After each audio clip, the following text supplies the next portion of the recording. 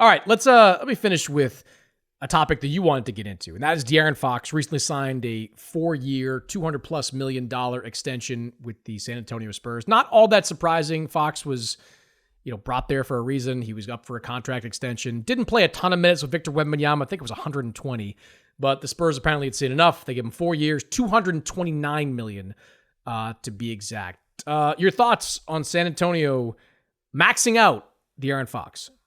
Yeah, it's just a lot to commit to De'Aaron Fox, especially on a team where you do also have other good young guards that you are trying to develop, like Castle and some of the other guys on their roster. And I'm interested in this only because I am super interested in the fate and path of Victor Wembanyama. I've said this several times. I think if, health doesn't become an issue and they build the right team around him, this could be one of the top 10 players of all time. He is that physically gifted. He works that hard. He has a maniacal work ethic. He's interested in expanding his mind and his game, and he's very receptive. And San Antonio seems like it's the perfect place for him to do that. And San Antonio has been historically really careful about building its roster. So I don't want to doubt them. Oh, what do I know, sitting in this chair that they don't know? But it just caught my eye as, wow, that is a lot to commit to De'Aaron Fox, who is a borderline all-star, for so much money. It is not going to be a tradable contract. I just don't see a lot of teams wanting to have a Bradley Beal situation on their hands, where a guy is actually a good contributing player, but is so overpaid that it causes all of this resentment and it hampers your team going forward. I was surprised, not that they paid him, but that they maxed him out the way that they did, because I just assumed that while that extension was assumed when they agreed to trade for him, that it wasn't an agreement for a max, and that there would be some understanding of, hey, yes, you are technically eligible for this, but with what we are trying to build around Victor Wembanyama, we're going to pay you a lot of money. But it might not just be that much money. And it surprised me. Yeah, which guys have taken a little bit less. We've seen that on some of these recent extensions. The Knicks are a prime example for multiple guys. Jalen Brunson took a little bit less.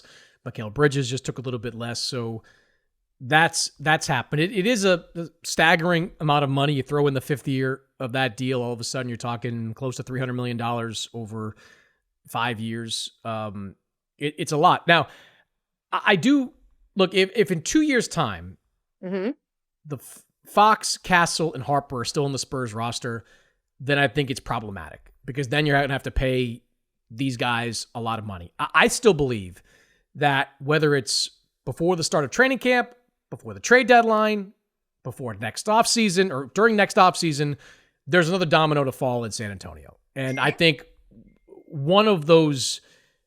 They've got the draft capital. They've got the salary pieces in Devin Vassell and Keldon Johnson. And they've got the blue chip guys with Castle and Harper. So I think they're going to be, and they believe they're going to be in play for a big star over the next 12 months. So that would make this deal a little less head scratching.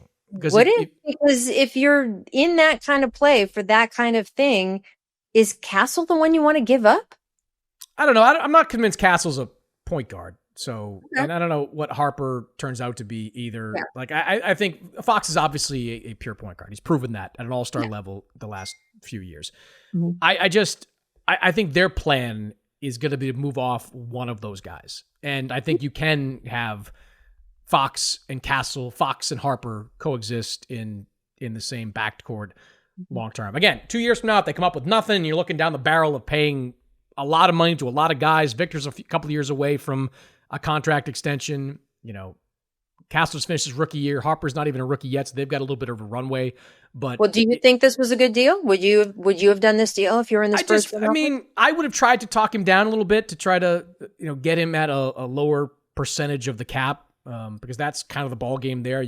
Every little bit counts, right? Like staying under the each apron gives you more flexibility, and that's what you need. You're trying to do deals. You want flexibility. I do think, again, they've got a runway here where you don't have to pay Victor quite yet. You're not paying Harper and Castle quite yet. So they've got a little bit of a runway. You still have those guys with movable contracts and Devin and Castle and whomever, Keldon Johnson. So I'm okay with I'm okay with the contract. I kind of expected the contract. I think this was always the deal that Fox was going to get from San Antonio. Now he's got to prove that he can play with Wembanyama. Like, obviously the Spurs think so. 120 minutes isn't a big sample size, but obviously they saw something during that time where they believed that that combination, the pick and roll, up tempo, clutch player that Fox is, that's all going to work out ultimately for them. So we'll see. Still good a time to be in San Antonio.